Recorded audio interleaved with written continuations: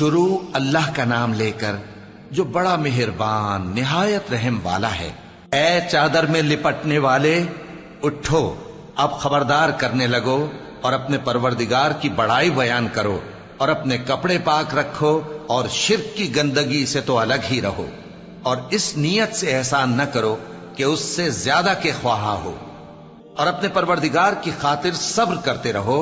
پھر جب سور پھونکا جائے گا تو وہ دن مشکل کا دن ہوگا، یعنی کافروں پر آسان نہ ہوگا۔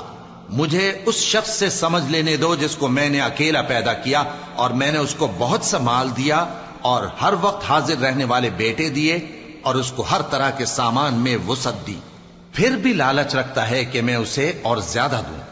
ایسا ہرگز نہیں ہوگا، یہ ہماری آیتوں کا بڑا مخالف رہا ہے۔ میں اسے ایک بڑی چڑھائی چڑھاؤں گا۔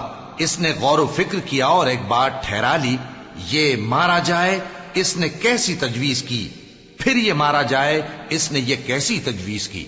پھر اس نے نگاہ کی، پھر تیوری چڑھائی اور منہ بگاڑا، پھر پیٹ پھیر کر چلا اور تکبر کیا، پھر کہنے لگا یہ تو جادو ہے جو پہلے لوگوں سے برابر ہوتا آیا ہے۔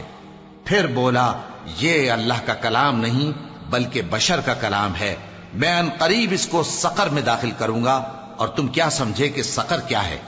وہ ایسی آگ ہے کہ نہ باقی رکھے گی اور نہ چھوڑے گی، اور بدن کو جھلس کر سیاہ کر دے گی۔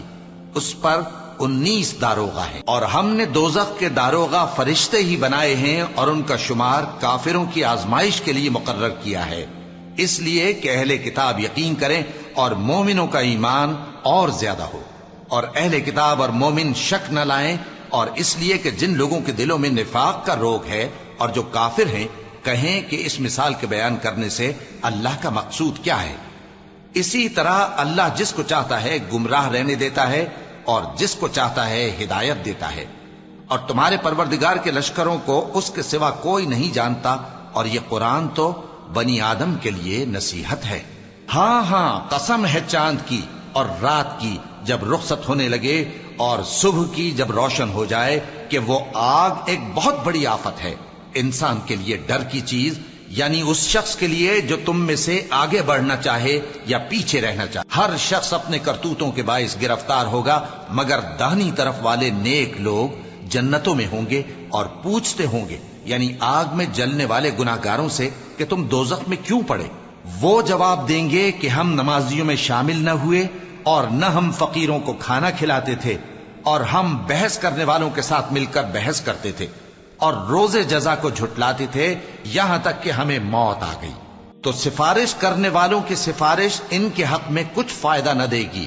ان کو کیا ہوا ہے کہ نصیحت سے روگرداں ہو رہے ہیں، گویا گدھے ہیں کہ بدک جاتے ہیں جو شیر سے ڈر کر بھاگ جاتے ہیں۔ اصل یہ ہے کہ ان میں سے ہر شخص یہ چاہتا ہے کہ اس کے پاس کھلی ہوئی کتاب آئے، ایسا ہرگز نہیں ہوگا۔